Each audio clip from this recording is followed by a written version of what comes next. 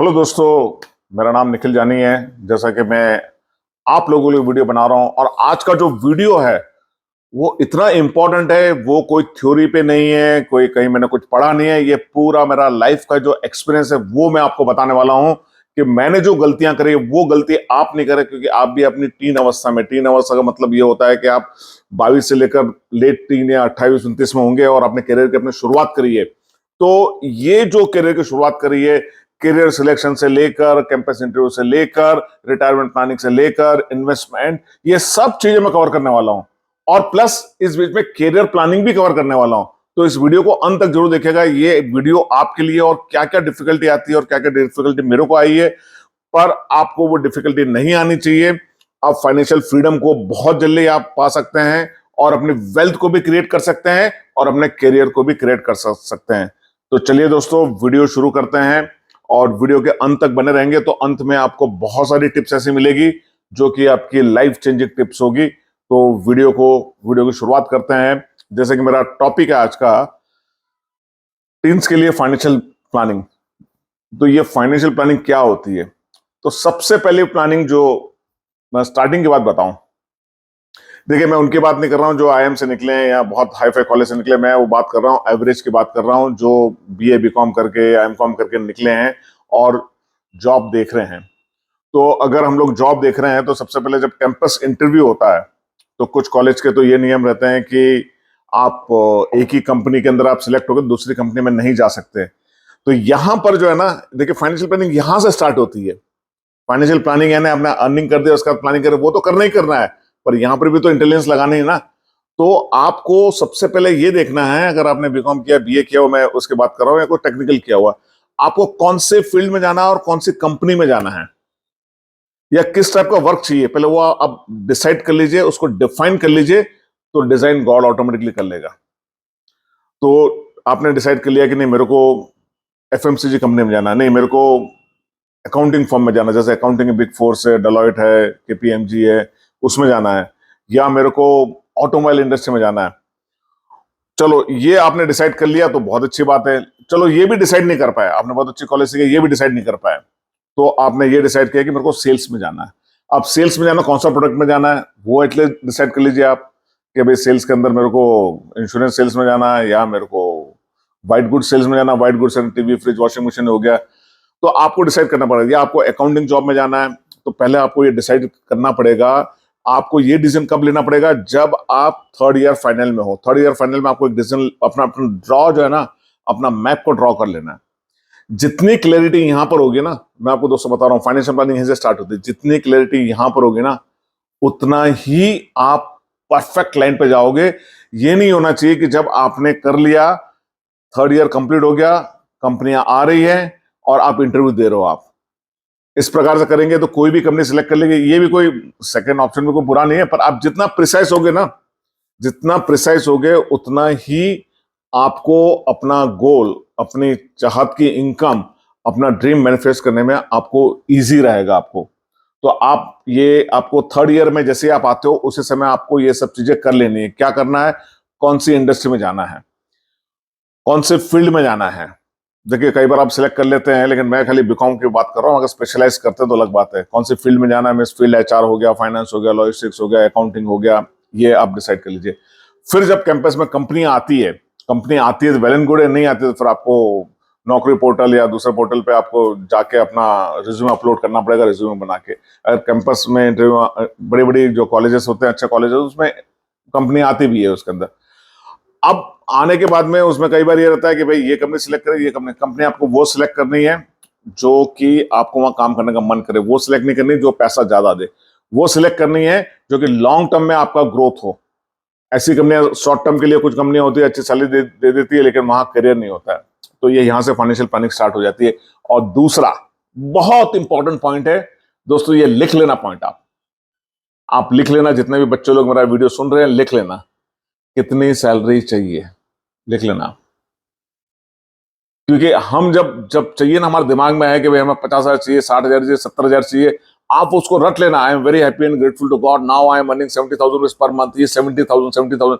भले सामने वाला आपको 50 बोले, नहीं सर मेरी तो एक्सपेक्टेशन 70,000 है, और 70,000 वाली कंपनी आएगी, 70,000 वाली कंपनी आपको ऑफर करेगी। ऐसा नहीं होना चाहिए कि बीकॉम में बैठे हैं, अपना इंटरव्यू के लिए बैठे हैं और वो ऑफर 40,000 कर रहे हैं, आप नेगोशिएट भी नहीं कर पा रहे क्योंकि नए नए हैं और 40,000 में आपने जॉब को एक्सेप्ट कर लिया। तो फाइनेंशियल प्लानिंग की सबसे सबसे बड़ी जो स्टेप है वो आपको अपनी इनकम डिसाइड करनी है, अपना फील्ड डिसाइड करना है। तो दोस्तों होप ये क्लियर हो गया होगा यहाँ पर। और मैं एक चीज यहाँ पर ये और भी बोलना चाहता हूं कि दोस्तों कमेंट जरूर करिएगा आप कि आपको परेशानी क्या आ रही है, क्या दिक्कत आ रही है, तो उसी प्रकार से मैं वीडियो बनाऊंगा और मैं आपको कोच करता रहूंगा। तो दोस्तों ये पहला पोर्शन क्लियर हो गया है और ये करते करते नौकरी तो करनी है, ये करते करते आपको अपने मार्क्स भी अच्छे लाने हैं। तो कल को ये मार्क्स आप लाएंगे तो पीजी करने में भी आपको इजी होगा, या आपको पार्ट टाइम कोई कोर्स करना तो वो भी आपको इजी होगा। लेकिन अगर आपको फाइनेंशियल कंडीशन अलाउ नहीं करती है तो आप अपनी अर्निंग को बीकॉम के बाद ही स्टार्ट कर सकते हैं, ग्रेजुएशन के बाद ही स्टार्ट कर सकते हैं। तो मैंने आपको ये फाइनेंशियल प्लानिंग का ये जो स्टेप है ये कोई नहीं बताता, अर्निंग करने वाला स्टेप बताते हैं। तो अब आपकी नौकरी लग गई, आप समझ लीजिए आपकी नौकरी लग गई है, आपने जो भी डिसाइड किया 50,000 60,000 की आपकी जॉब लग गई है। देखिए अभी फॉर एग्जांपल आपकी जॉब तो लग चुकी है, अभी आपकी इनकम 50,000 पर मंथ है। तो ये जो स्टेज होती है ना 24 से लेकर 28 29 तक की स्टेज होती है, क्योंकि अभी आपकी जॉब नई नई लगी है तो शादी का प्रेशर नहीं है, नई नई जॉब लगी है तो आप जो है अपने आप को बहुत ज्यादा कोई हाईफाई दिखाने की जरूरत नहीं है, आप सिंपल भी रह सकते हो। और ये स्टेज के ऊपर आपको मैक्सिमम सेविंग करना है। देखिए ये यूथ जो है जनरली लाइफस्टाइल एक्सपेंसेस क्या होते हैं, लाइफस्टाइल एक्सपेंसेस हाईफाई मोबाइल ले लेना, हाईफाई कपड़े ले लेना, हाईफाई मोटरसाइकिल ले लेना, या पार्टियां करना, या क्रेडिट कार्ड ले लेना। ये गलतियां अक्सर यूथ करता है। जैसी अर्निंग स्टार्ट होती है वो क्रेडिट कार्ड ले लेंगे, वो महंगा वाला मोबाइल ले लेंगे और पार्टियां करेंगे, तो यहां पर इनका पैसा चला जाता है। तो यहां आपको कंट्रोल करने की जरूरत है। कंट्रोल मीन्स आपको, मैं ये नहीं बोल रहा हूं कि आप मोबाइल बिल्कुल एकदम डब्बा मोबाइल लीजिए, आप लीजिए मोबाइल 20,000 25,000 में बहुत अच्छा मोबाइल आ जाता है। और मोबाइल की यूटिलिटी खाली कितनी है, जितना आप बात करें व्हाट्सअप या फिर आपका ईमेल वगैरह हो गया, उसके बियॉन्ड मोबाइल की कोई यूटिलिटी नहीं है। आपको अपने करियर पर फोकस करना है। तो जब आप ये करते हैं ना तो आपकी फाइनेंशियल प्लानिंग भी प्रॉपर हो जाती है, क्योंकि अभी आपके पास में फॉर एग्जाम्पल 50,000 अर्निंग कर रहे हैं, तो 50,000 अर्निंग करने पर आप टैक्स लाइबिलिटी नहीं आती है, इनकम टैक्स कोई लाइबिलिटी नहीं आती है। घर पे पापा भी अर्न कर रहे हैं, घर पे भी बहुत ज्यादा को देने की जरूरत नहीं है, आपने घर पे 10,000 दे दिए, बाकी फिर 40,000 आपके पास बचे। 40,000 में 10,000 आपके पर्सनल एक्सपेंसेस पकड़ लीजिए, फिर भी 30,000 बचे। मैं 10,000 पर्सनल एक्सपेंसेस पकड़ रहा हूं। ये पर्सनल एक्सपेंस लिए पकड़ रहा हूं कि इसमें आपका कभी आउटिंग हो गया, आपका कन्वेंस का हो गया, आपका मोबाइल का बिल हो गया, एक दो बार भाई पिक्चर विक्चर देख लिए उसका हो गया, वो 10,000 अपने लिए रख लिए, 10,000 घर पे दे दिए, बाकी बचे आपके पास 30,000। सो अगर आप हायर एजुकेशन के लिए अभी प्लानिंग नहीं कर रहे हैं, 30,000 आपके पास बचा हुआ है, तो दोस्तों मैं बोलूंगा 5,000 कंटिजेंसी यानी कहीं से कहीं इमरजेंसी फंड के लिए वो अलग रख दीजिए, फिर बचा आपके पास 25,000 रुपए। तो ये 25,000 है ना, 5,000 आप अनफोर्सिन एक्सपेंसेस जो कि अचानक से आ जाते हैं वो आप रख लीजिएगा 5,000 के, तो 30,000 का हिसाब किताब हो गया, 20,000 बचे। तो भाई ये जो 20,000 बचे हैं ना, ये 20,000 आपको इन्वेस्ट करने हैं करने हैं करने हैं। अच्छा इस स्टेज पे अभी क्या होता है, जैसे हमारे 50,000 अर्निंग होती है, थोड़ा इंक्रीमेंट मिल जाता है या एक दो साल में जॉब चेंज करते हैं तो 70-75,000 के आसपास आ जाता है। इस स्टेज पे नौकरी लगी और नौकरी लगने के 2 साल 3 साल के अंदर तक कोई लोन नहीं लेना है, कोई लोन नहीं लेना है। लिख लो, ये थंब रूल है, कोई लोन नहीं लेना। जो मैंने गलती करी आप मत करिएगा, ये लोन जो है ना बहुत भारी पड़ते हैं, लोन नहीं लेना आपको। मैं एक बार रिपीट कर चुका हूं, फिर से रिपीट करता हूं दोस्तों, क्रेडिट कार्ड भी यूज नहीं करना, आपको गूगल पे या डेबिट कार्ड ही यूज करना है। और ये जो है अगर आपने ये फॉलो कर लिया स्टेप जो स्टार्टिंग से बताया था, आपने फॉलो कर लिया, तो आपके पास 20,000 बचेंगे सेविंग के लिए। और ये 20,000 सेविंग है ना, अगर आपने इस सेविंग को, मैं नहीं बोलता हूं, आप उसको कंपाउंडिंग में डाल के देखिएगा कि अगर आपकी एज 25 साल है तो 60 ईयर्स एंड 35 ईयर्स में ये 20,000 कितने हो जाएंगे, ये मैं नहीं बोलता हूं, प्लीज कमेंट करके बताइएगा। 20,000 पर मंथ अगर आप इन्वेस्टमेंट करते हैं, और compounding, the magic of compounding rate of interest कितना है इसमें, 10% लेकर 12% पकड़ लीजिए, 15% पकड़ लीजिए, इन्फ्लेशन को बीट कर देता है, तो आपको 35 साल में कितना कॉर्पस हो जाएगा। तो यहां पर मैं आपको इन्वेस्टमेंट की प्लानिंग आपको बताता हूं। देखिए 20,000 के अंदर सबसे पहला टॉप मोस्ट इन्वेस्टमेंट आपको करना है म्यूचुअल फंड। नहीं, गलत। म्यूचुअल फंड तो सही है, पर सही का वक्त सही आएगा तब सही है, अभी सही नहीं है। सबसे पहले आपको करना है इंश्योरेंस। लाइफ इंश्योरेंस में आपको करना है इन्वेस्टमेंट। अब लाइफ इंश्योरेंस में कैसे इन्वेस्टमेंट करना है, तो बहुत सिंपल कैलकुलेशन है। आपकी अगर फॉर एग्जांपल सालाना इनकम 5 लाख की है आपकी, या सालाना 6 लाख की इनकम है, 50,000 में 6 लाख की इनकम होगी, तो 6 लाख की इनकम है तो 6 lakh multiply by 25, 6 lakhs multiply by 25, that is a bare minimum. और 25 टाइम्स भी नहीं करना चाहते, एटलीस्ट 20 टाइम्स कर लीजिए आप। सो 6 lakhs multiply by 20, so it's coming around 1 crore 20 lakhs। सो भाई ये 1 crore 20 lakhs का टर्म प्लान कोई भी कंपनी का आपको मिल जाएगा। यंग एज के अंदर कोई बीमारी नहीं होती है, कुछ नहीं होता, तो प्रीमियम बहुत बहुत, अगर हायर साइड में प्रीमियम लेंगे, कोई अच्छी कंपनी का भी लेंगे, तो 10,000 के अंदर अंदर आ जाएगा। यानी महीने के आपके 700-800 रुपए आपके जाएंगे। 10,000 से कम का आएगा, फिर भी मैं हायर साइड बता रहा हूँ, 10,000 का आ जाएगा, तो आपको 700-800 रुपए, आपको 800 रुपए के लगभग आपको तकरीबन महीना यहाँ जाएगा। एक ये लेना है आपको। और दूसरा आपको बहुत इंपॉर्टेंट है, अगर आपका मेडिक्लेम कॉर्पोरेट में जहां कंपनी में काम कर रहे हो, मेडिक्लेम अगर आपका कवर्ड है तो बहुत अच्छी बात है। तो कवर्ड है तो ये चेक करना है क्या मेरी फैमिली भी कवर्ड है। फैमिली यानी मदर फादर, अगर मैरिड नहीं है आप तो मदर फादर कवर्ड है कि नहीं है। नहीं है तो वहां कवर करवा लीजिएगा। मदर फादर का अगर कोई प्लान है तो वो प्लान ले लीजिएगा। तो सेकंड जो आपको यहाँ पर प्लान लेना है, अगर आप मैरिड है, अपने यंग एज में शादी कर लिए, तो फैमिली फ्लोटर लेना है आपको 5 लाख का। और इंडिविजुअल आप है तो इंडिविजुअल का आपको 3 लाख का भी प्लान आपको 5 से 7 हजार में कोई भी अच्छी मेडिक्लेम कंपनी से मिल जाएगा आपको। और इसके अलावा आपको कम से कम 50 लाख का एक्सीडेंटल इंश्योरेंस भी कवर करना है। जो 50 लाख का एक्सीडेंटल इंश्योरेंस कवर जो है, पूरे साल का प्रीमियम 500 से 1,000 रुपए के आसपास आता है, बहुत ही नेग्लिजिबल होता है। तो ये चीजें नेसेसिटी है, जरूरी है कि कल को आपको कुछ भी होता है तो ये एटलीस्ट आपके डिपेंडेंट या आपके मदर फादर को मिल जाएगा। और लाइफ इंश्योरेंस जो है, जैसे जैसे इनकम बढ़ती है तो वहां भी हमारे को बढ़ाने का, पर शुरुआत में जो प्लानिंग करनी है, ये प्लानिंग करनी है। तो अब 20,000 में से आपके कुछ 2 या 3 हजार रुपये निकल जाएंगे, फिर भी मैं ज्यादा, चलो दूसरे मिसलेस पकड़ लो तो 15,000 फिर भी आपके लिए सेविंग के बचते हैं। अब यहां पर बहुत से यूथ मेरे क्वेश्चन ये करते हैं कि सर ये अपने को इक्विटी में डायरेक्ट इन्वेस्टमेंट करना चाहिए कि म्यूचुअल फंड में इन्वेस्टमेंट करना चाहिए। देखिए, इक्विटी में इन्वेस्टमेंट करना कोई बुरी बात नहीं है, अगर आपको नॉलेज है तो इन्वेस्टमेंट करिए। और इक्विटी का एक सबसे बड़ा रूल यह है, अगर इक्विटी में इन्वेस्टमेंट डायरेक्ट एक्सपोजर आप ले रहे हैं, पहली बात तो मैं यहां पर आपको सजेस्ट करूंगा कि इक्विटी में आपको इन्वेस्टमेंट करना ही नहीं है, बिल्कुल नहीं करना है इक्विटी में इन्वेस्टमेंट आपको।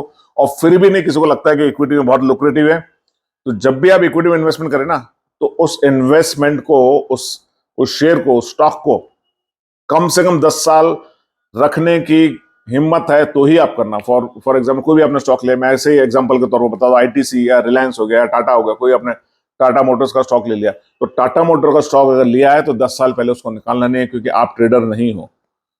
आप डेली ट्रेडिंग करके उसमें पैसा नहीं कमा सकते। आप कभी कभार बढ़ गया स्टॉक, बढ़ गया, कुछ पैसा कमा लिया, तो आप बार बार आप चर्निंग आउट करते रहोगे, आप कभी वेल्थ क्रिएट नहीं कर पाओगे। फिर आपको रखना है तो लॉन्ग टर्म के लिए रखना है। पर यहां पर मैं बेस्ट आपको बताऊंगा कि best investment is in mutual fund. Mutual fund क्यों बोल रहा हूं कि अगर लॉन्ग टर्म में म्यूचुअल फंड रखते हैं, अच्छा म्यूचुअल फंड में क्यों करना चाहिए, क्योंकि म्यूचुअल फंड में आपका जो फंड है वो फंड मैनेजर इन्वेस्ट करता है, और म्यूचुअल फंड में जो रिस्क है वो भाई डिवाइड हो जाती है। क्योंकि कोई सा भी एक फंड लेंगे, ले लेंगे हम, किसी भी मिड कैप का फंड ले लेंगे या हम फ्लेक्सी कैप फंड ले लेंगे, तो एक फ्लेक्सी कैप फंड के अंदर बहुत सारी कंपनियां होती है, कम से कम 15-20 कंपनियां होती है। उस 15-20 कंपनी में आपने मंथली 5,000 किया, 10,000 का किया, जो भी किया, तो आपको जो 5,000 या 10,000 का जो इन्वेस्टमेंट है वो सभी कंपनियों में डिवाइड हो जाता है। और ये फंड को मैनेज करने वाले फंड मैनेजर होते हैं, जो भी बहुत एक्सपर्ट होते हैं। और इसमें भी अगर आपने लॉन्ग टर्म रखा है, इसमें आपको नहीं देखते ना, power of compounding, power of compounding अब भाई इतना जबरदस्त है। मैं यहां पर आपको कैलकुलेशन में आपको नहीं बताऊंगा कि कितना होगा, आप खुद कैलकुलेट करिएगा। जैसे मैंने 20,000 का बोला था, मैं आपको खाली 5,000 का बोलता हूं। 5,000 रुपीज, 5,000 रुपीज अगर ले 35 साल तक आपने इन्वेस्टमेंट करा म्यूचुअल फंड में, और रिटर्न जो है 10%, 12% आ रहा है, तो आपका कंपाउंडिंग का, मैजिक ऑफ कंपाउंडिंग क्या होगा वो आप देखिएगा, इसके अंदर आपको मालूम चल जाएगा। देखिए, ये आपने कर लिया, क्योंकि आप जहां भी काम कर रहे हैं वहां आपका सीपीएफ कंट्रीब्यूटर प्रोविडेंट फंड तो कटेगा ही कटेगा। तो आपको एक रिटायरमेंट प्लानिंग के लिए भी करना है, ये भी आपका हो गया रिटायरमेंट प्लानिंग के लिए। यहां पर आपको जो गवर्नमेंट का एक एनपीएस प्लान है, नेशनल पेंशन स्कीम है, जो कि run by the government of India है, और ये जो है सेंट्रल गवर्नमेंट रन करती है इसको। तो इसमें भी लगभग 10 से 12% रिटर्न मिल जाता है। जब आप इस फंड को एनपीएस में आप रजिस्ट्रेशन करें तो आप मैक्सिमम उसके अंदर 50,000 तक आप लगा सकते हैं उसमें, जिसपे कि आपको टैक्स का बेनिफिट होता है आगे चल के, अभी तो नहीं है। तो आप जब टैक्स ब्रैकेट में आ जाएंगे तो उसमें आपको बेनिफिट होता है, तो इसमें भी अच्छा रिटर्न मिल जाता है। पर इसमें इक्विटी पोर्शन को आपको ज्यादा सिलेक्ट करना है। इक्विटी आपको जो है उसमें अलग अलग पेंशन, आईसीआईसीआई के पेंशन फंड है, एचडीएफसी के पेंशन फंड है, जब आप रजिस्ट्रेशन करेंगे तो वहां भी आपको डिटेल मिल जाएगी। ये प्लानिंग आप कर लीजिएगा। और ये करने के बाद में अब आप बोलेंगे सर हम तो शादी वादी भी करने वाले हैं, तो शादी की प्लानिंग है, तो फाइनेंशियल प्लानिंग पहले आपने कर ली है। अब क्या हो गया कि आपको 2 साल 3 साल आपने निकल गया और ये प्लानिंग आपने स्टार्ट कर दी ना, मैं आपको दोस्तों बता रहा हूं, रिटायरमेंट होते होते आपका कॉर्पस, आपका वेल्थ क्रिएशन जो है, आपका रिटायरमेंट फंड है ना, कम से कम 7 से 8 करोड़ से नीचे नहीं होगा, अगर ये आपने डिसिप्लिन रखा। अब मैरिज हो जाएगी, उसके बाद जो आपको प्लानिंग करनी है वो तो बात की प्लानिंग है कि आपको कब करना है। पर यहां पर कई बार जो स्टूडेंट होते हैं वो मैंने देखा है कि 2 साल जॉब करते हैं और 2 साल के बाद वो यूएस पढ़ने जाते हैं या कनाडा पढ़ने जाते हैं या ऑस्ट्रेलिया पढ़ने जाते हैं। 3 कंट्री बहुत फेमस है। और चौथे नंबर पर आती है यूके, यूनाइटेड किंगडम, लंदन। तो अगर आपने ये कर रहे हो तो यहां पर फाइनेंशियल प्लानिंग के अंदर फिर थोड़ा सा आपको बदलाव करना पड़ेगा। अगर आपको जाना है तो ये पैसा आप एफडी में रखिएगा। इस पैसों को फिर म्यूचुअल फंड में मतलब है, क्योंकि म्यूचुअल फंड में 2 साल के अंदर रिटर्न हो सकता है, मिले भी और नहीं भी मिले। अगर आपका ये है हायर स्टडी जाना है, 2 साल का मैं कोई एक्सपेंस लूंगा और 2 साल के बाद मैं यूएस जाने वाला हूं, तो उस केस में इस फंड को ऐसा दबा के बिल्कुल एकदम जो है, जो मैक्सिमम रिटर्न देने वाले जो एफडीज है, जो कुछ कॉर्पोरेट के भी ट्रिपल ए रेटिंग के एफडी होते हैं, श्रीराम के भी एफडी है, तो वहां 8-9% रिटर्न मिल जाता है। तो वहां पर फिर इन्वेस्टमेंट करिएगा, क्योंकि आगे जाने वाले समय में आपने अगर 6 लाख रुपए कमा रहे हो तो 6 लाख में से आप समझिए कि आप 10,000 रुपए करके बाकी पूरा पैसा बचा रहे हो आप, तो 2 साल में आपके पास तकरीबन 10-12 लाख रुपए जमा हो जाता है, 10 लाख रुपए जमा हो जाता है। बाकी खर्चा होता है आपका 10 लाख में थोड़ा ब्याज मिलेगा, क्योंकि 10 लाख में तो कोई आप अमेरिका लंदन कहीं पढ़ने जा नहीं सकते हो। आप 2 साल का पीजी करने जाओगे तो उसका कोर्स की फीस भी आपको मोटा मोटा यानी 1 CR लग जाए। कौन से कॉलेज में जाते हो तो आपको एजुकेशन लोन लेना पड़ता है यहाँ पर, और एजुकेशन लोन लेके वो भी फिर आगे आपको पढ़ने जाना पड़ता है। अनलेस कंट्री अगर आपके फादर वगैरह रिच है तो अलग बात है कि वो दे देंगे, या फादर की इनकम अच्छी है तो आपको सपोर्ट कर देंगे। नहीं है तो आपका थोड़ा सा पैसा जमा हो जाएगा, लोन हो जाएगा, तो आपके ऊपर ईज बना रहेगा। और वहां पर भी आप जाएंगे तो अगेन सभी कंट्रियों में, यूएस का मेरे को मालूम है कि यूएस में आपको 4 घंटा या 5 घंटा कुछ आपको मिलता है वर्क करने के लिए पढ़ाई के अलावा, तो वहां भी आप थोड़ा पैसा अर्न कर सकते हो। सो दोस्तों, इसके अलावा आपको मैं एक टिप और देना चाहूंगा। ये तो अगर आप पीजी के लिए नहीं जा रहे हो, आप जॉब कर रहे हो, 50,000, 60,000, 70,000 सैलरी पे हो, कभी भी कंफर्ट जोन में नहीं आने का। तो अगर आप कर रहे हो तो कंफर्ट जोन में नहीं आने का। कंफर्ट जोन में नहीं आने का मतलब क्या है? आपकी लर्निंग लाइफ लॉन्ग होनी चाहिए। अगर लर्निंग लाइफ लॉन्ग है तो भाई अर्निंग इंक्रीज होती जाएगी। ये बहुत इंपॉर्टेंट पॉइंट है। अर्निंग बढ़ानी है तो लर्निंग भी बढ़ाते रहो। और मैं आपको एक बार फिर रिपीट करता हूं, कंपनी से लव नहीं करना, लव अपने फैमिली से करना है, अपने अपने दोस्तों यारों से करना है, अपने माँ बाप से करना है। खाली कंपनी यानी प्रोफेशनल आपको सैलरी दे रही है, आप उनका काम कर रहे हो, और एक जॉब के अंदर अगर आपकी सैलरी इंक्रीज नहीं हो रही है तो आपको डेफिनेटली जॉब का जंप लेना चाहिए। ये बड़ा ही आपको इंपॉर्टेंट है कि आपको देखना चाहिए कि यहां मेरा कितना ग्रोथ हो रहा है। अगर ग्रोथ नहीं हो रहा, नहीं दिख रहा ना, तो भाई 50 रास्ते खुले हुए हैं, और यहां पर आपको जंप लेना दूसरी कंपनियों में, जहां की आपका ग्रोथ हो सके, जहां की आपकी वैल्यू सर्विसेज की करी जा सके और आपको उतना रिम्यूनरेशन मिल सके। लेकिन इसके लिए सबसे इंपॉर्टेंट आपको डिसाइड करना है 3 साल के बाद मैं अपने आप को कहां देखना चाहता हूं, कौन सी पोजीशन में देखना चाहता हूं, कौन सी कंपनी में देखना चाहता हूं, और मेरी मंथली इनकम कितनी होनी चाहिए, मेरा बैंक बैलेंस कितना होना चाहिए। ये अगर क्लैरिटी आ जाएगी ना तो करियर प्लानिंग भी ऑटोमेटिकली हो जाएगी। सो दोस्तों, आप कमेंट करके बताइएगा ये मेरा वीडियो कैसा लगा, और मैं आप लोगों को गारंटी देता हूं कि अगर मेरे स्टेप फॉलो करेंगे तो फाइनेंशियल प्लानिंग भी प्रॉपर कर पाएंगे, करियर प्लानिंग भी प्रॉपर कर पाएंगे, और सक्सेस और हैप्पीनेस तुम बाय डिफॉल्ट मिलेगी। सो दोस्तों, thank you very much, wish you all the best, God bless you and success for ever. Nikhil जानी signing off now. Thanks.